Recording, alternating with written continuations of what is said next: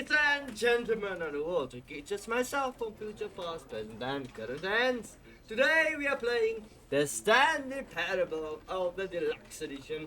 I've been wanting to play this game for a little while now, but I've not been feeling myself, as you could tell. But today is a fine, dandy, chillax day to play the Stanley. This is the story of a man named Stanley. Stanley worked for a company in a big building where he was employee number 427. Employee number 427's job was simple. He sat at his desk in room 427 and he pushed buttons on a keyboard. Orders came to him through a monitor on his desk, telling him what buttons to push, how long to push them, and in what order. This is what employee 427 did every day of every month of every year. And although others might have considered it soul-rending, Stanley relished every moment that the orders came in, as though he had been...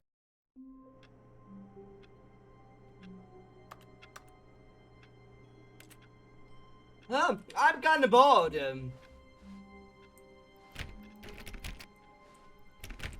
All of his co-workers were gone. What could it mean? Stanley decided to go to the meeting room. Perhaps he had simply missed a memo. No matter how hard Stanley looked, he couldn't find a trace of his co-workers.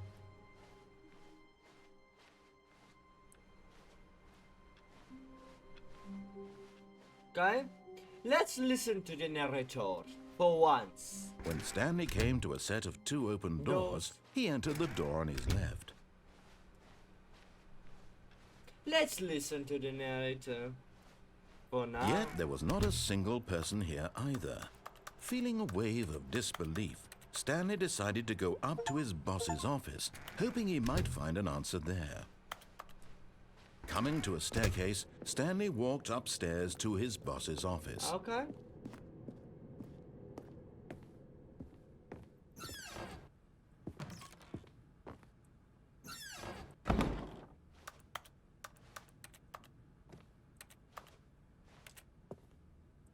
To be rich is a crime. To commit crime isn't rich. What is life? What a life it would be to have to pick just one. Okay, I've done my porta-potty need.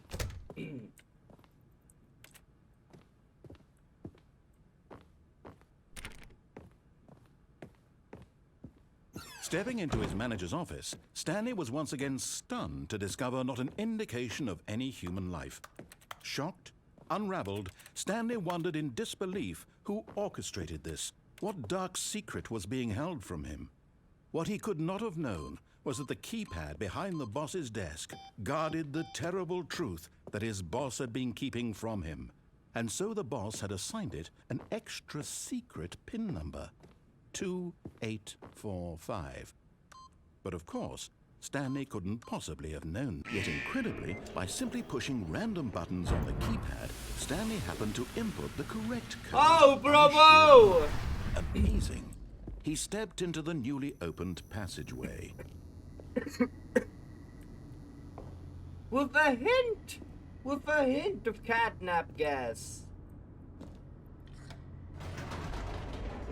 Just a little tiny hint of catnap gas. Just a tiny hint of catnap gas. Nothing to fear. It just clogs the lungs a little bit. Descending deeper into the building, Stanley realized he felt a bit peculiar. It was a stirring of emotion in his chest, as though he felt more free to think for himself, to question the nature of his job. Why did he feel this now, when for years it had never occurred to him? This question would not go unanswered for long. It looks a lot like... Stanley walked straight ahead through the large door that read Mind Control Facility. Okay.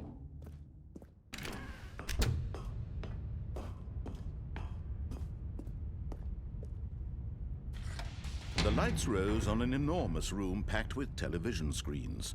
What horrible secret did this place hold? Stanley thought to himself. Did he have the strength to find out? Okay, Mr. Narrator. Let's find out. Now the monitors jumped to life, their true nature revealed. Each Higher. bore the number of an employee in the building, Stanley's co-workers. The lives of so many individuals reduced to images on a screen, and Stanley, one of them, eternally monitored in this place where freedom meant nothing.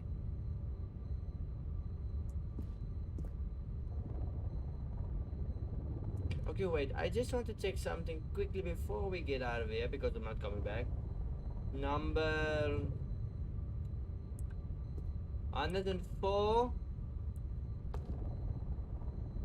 and 601 are fired. Let's just see if those are all.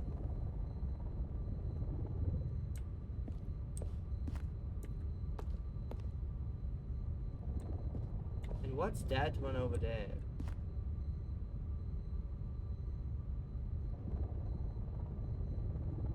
And 204. Okay, let me just quickly get my notepad here. I need to write this down, people. I don't know what it is. So 244, 102, and 601 are peculiarnesses in the system integrated equipment. And 000 and 000.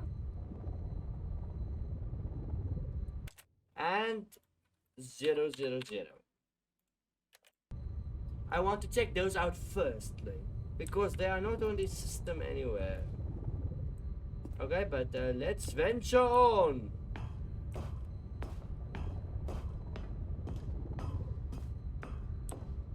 Mind control. This mind control facility, it was too horrible to believe. It couldn't be true. Had Stanley really been under someone's control all this time? Was this the only reason he was happy with his boring job? That his emotions had been manipulated to accept it blindly? No, he refused to believe it. He couldn't accept it. His own life in someone else's control? Never! It was unthinkable, wasn't it? Was it even possible? Had he truly spent his entire life utterly blind to the world? I don't know. Maybe. But here was the proof. The heart of the operation. Controls labeled with emotions.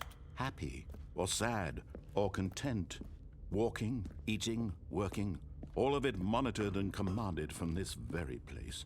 And as the cold reality of his past began to sink in, Stanley decided that this machinery would never again exert its terrible power over another human.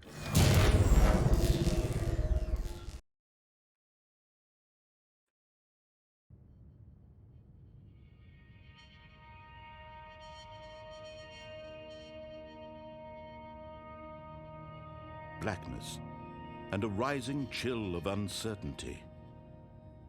Was it over? Was it? Yes. He had won. He had defeated the machine, unshackled himself from someone else's command. Freedom was mere moments away. And yet, even as the immense door slowly opened, Stanley reflected on how many puzzles still lay unsolved. Where had his co-workers gone? How had he been freed from the machine's grasp? What other mysteries did this strange building hold? But as sunlight streamed into the chamber, he realized none of this mattered to him. For it was not knowledge or even power that he had been seeking, but happiness. Perhaps his goal had not been to understand, but to let go. No longer would anyone tell him where to go, what to do, or how to feel. Whatever life he lives, it will be his. And that was all he needed to know. It was perhaps the only thing worth knowing. Stanley stepped through the open door.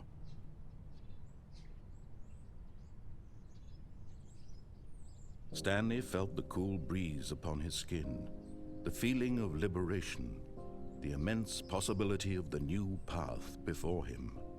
This was exactly the way, right now, that things were meant to happen. and Stanley was happy.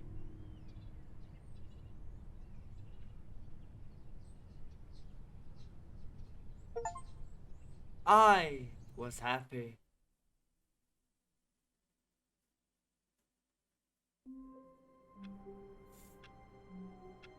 I'm back here. Peculiar indeed. All of his co-workers were gone. What could it mean? Stanley decided to go to the meeting room. Perhaps he had simply missed a memo. But okay, I'm not looking for a memo, my dear. I'm looking for an office number.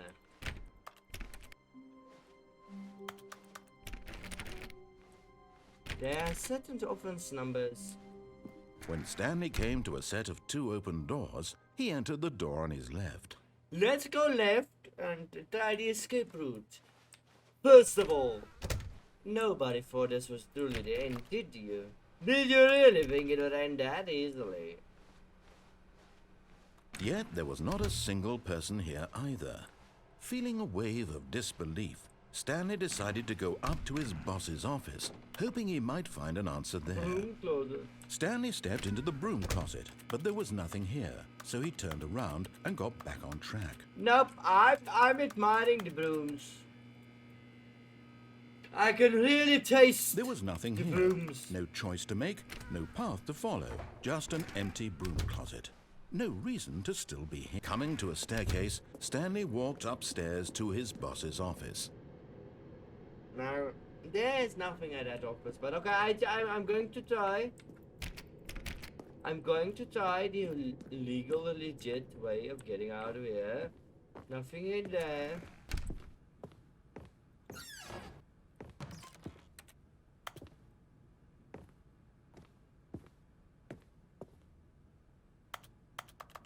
Peculiar. Very peculiar. But I'm going to try the escape route first. Stepping into his manager's office, Stanley was once again stunned to discover not an indication of any human. Stanley was in such a rush to get through the story as quickly as possible, he didn't even have a single minute to just let the narrator talk. That kind of anxiety isn't healthy, so he relaxed for a few moments with some calming New Age music. Okay, New Age music, everybody! And my hair looks a little funky.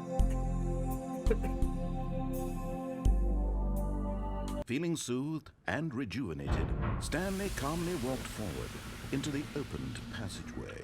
Thank you, Mr. Narrator. Thank you very much, really, for the New Age music.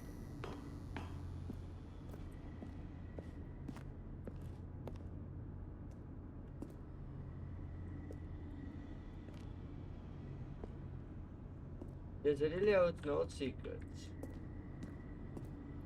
Okay, okay. Link plus. Let's go down again.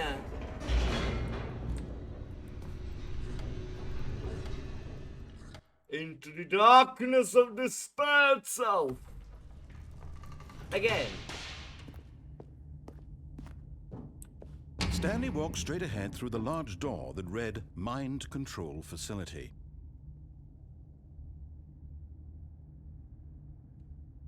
I'm going to turn that machine on again. Let's do that first. We're going to take this from the bottom to the top. The lights rose on an enormous room packed with television screens.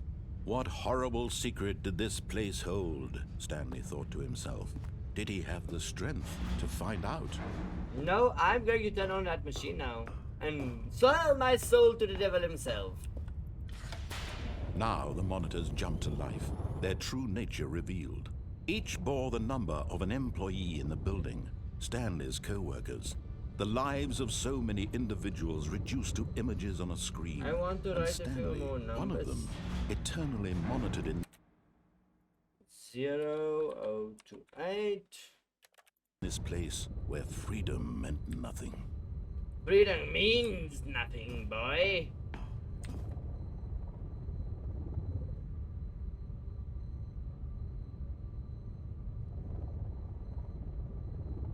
528.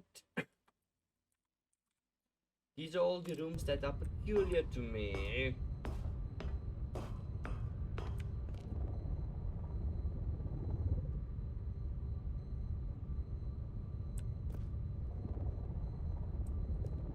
Are there only those two?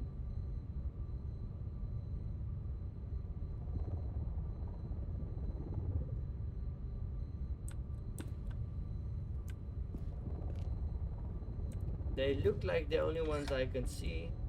This mind control facility, it was too horrible to believe. It couldn't be true.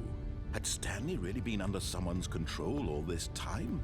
Was this the only reason he was happy with his boring job? That his emotions had been manipulated to accept it blindly?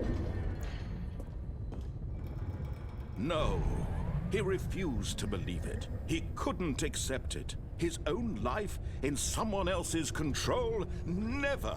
It was unthinkable, wasn't it? Was it even possible? Had he truly spent his entire life utterly blind to the world?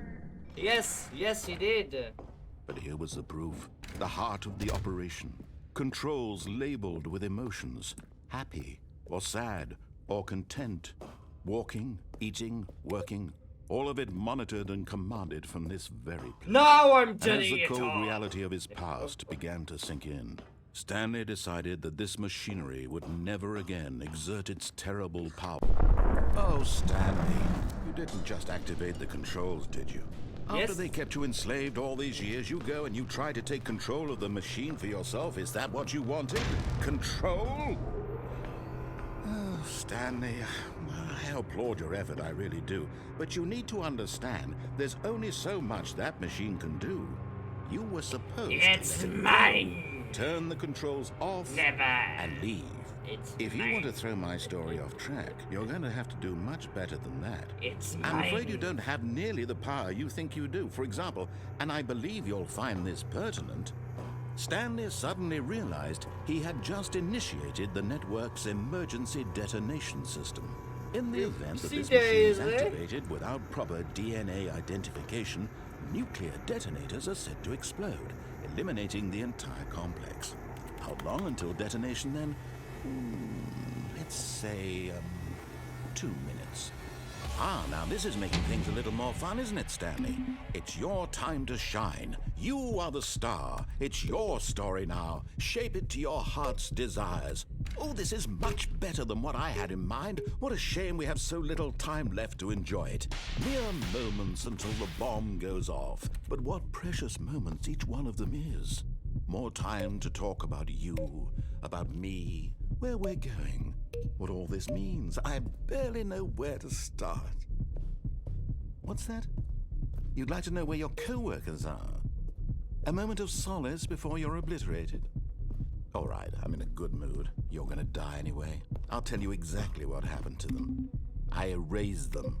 I turned off the machine. I set you free. Of course, that was merely in this instance of the story. Sometimes when I tell it, I simply let you sit there in your office forever, pushing buttons endlessly and then dying alone. Other times, I let the office sink into the ground, swallowing everyone inside, or I let it burn to a crisp. I have to say this, though, this version of events has been rather amusing. Watching you try to make sense of everything and take back the control wrested away from you, it's quite rich. I almost hate to see it go. But I'm sure whatever I come up with on the next go-around will be even better. My goodness, only 34 seconds left. But I'm enjoying this so much. You know what? To hell with it.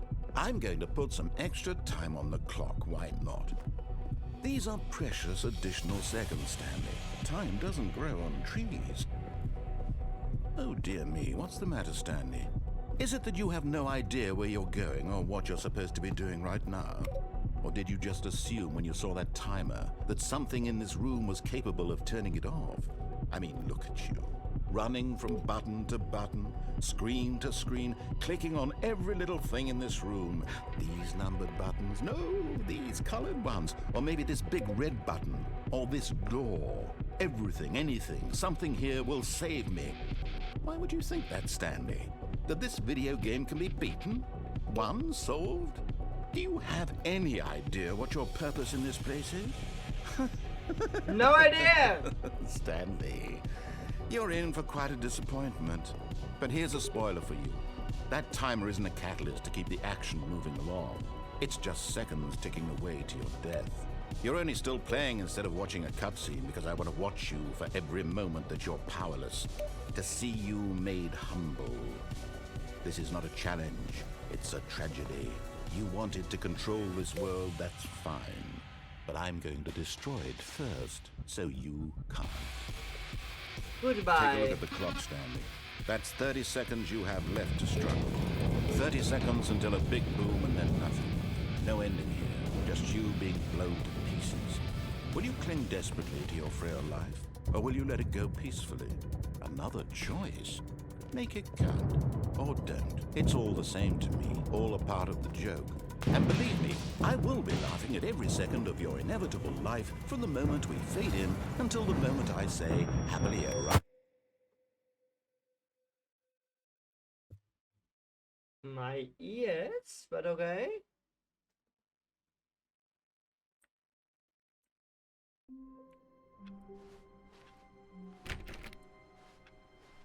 All of his co-workers were gone. What could it mean?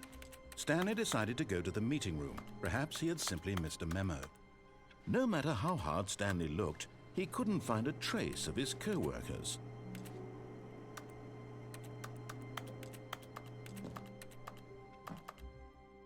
I know you could do this because I saw a video At first, ages Stanley ago. assumed he'd broken the map until he heard this narration and realized it was part of the game's design all along.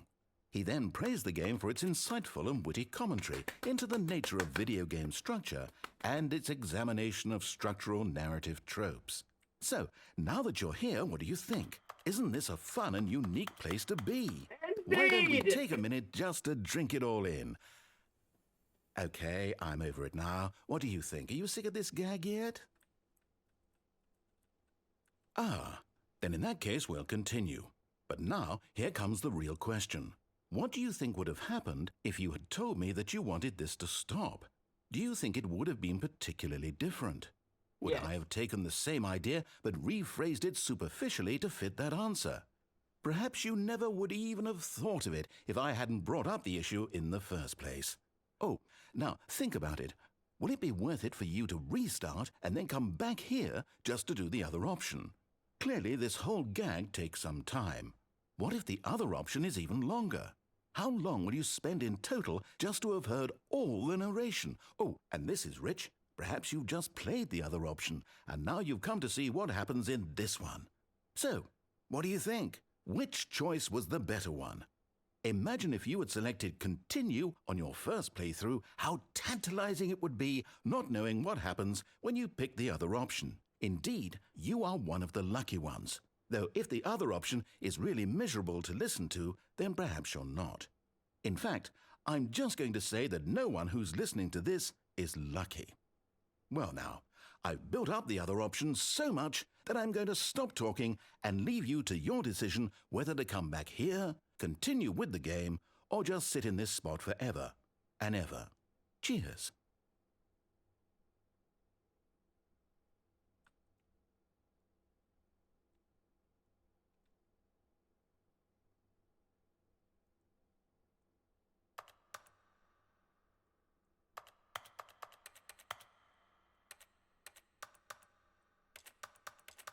He's not mad at us. He'll come back eventually. I hope.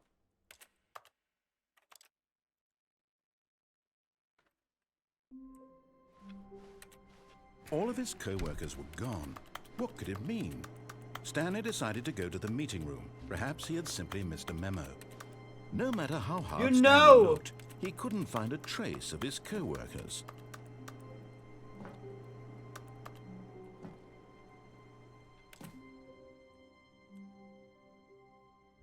At first, Stanley assumed he'd broken the map until he heard this narration and realized it was part of the game's design all along. He then praised the game for its insightful and witty commentary into the nature of video game structure You know and I its had to do it. examination of structural narrative tropes. So, now that you're here, what do you think? Isn't this a fun and unique place to be? Why don't we take a minute just to drink it all in? Okay, I'm over it now. What do you think? Are you sick of this gag yet? Well, I don't know how to say this politely, but you could literally just hit escape and restart the game any old time you want, like right now. You could have done it just then. Now would also be an appropriate time to quit. Any of these points and so many, many more, all of them are appropriate. I'm enjoying what seems to be an internal conflict going on where you are literally unable to act on your own desires to restart the game. So, just to push the envelope, I'm going to try and make this as miserable as possible and see how long you can maintain. There once was a man named Stanley. Oh, Who people boy! considered so manly. But the truth must be told, he was not very old and was quite particularly gangly. What Stanley liked most was buttons. He pushed them like some kind of glutton. He did it all day in a meaningful way, but his brain had long ceased to function. Which is why he is in this parable and lives an existence quite terrible. And if you are not strong and keep playing along, you too will become quite unbearable. Yes. You too will become quite unbearable.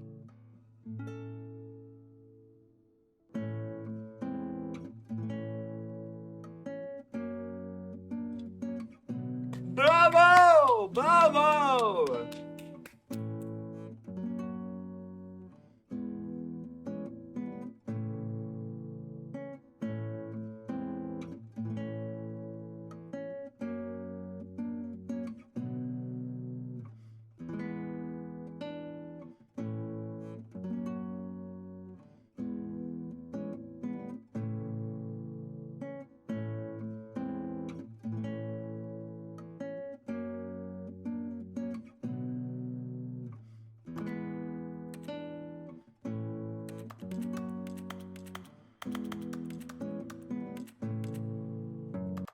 I think it's just a loop. But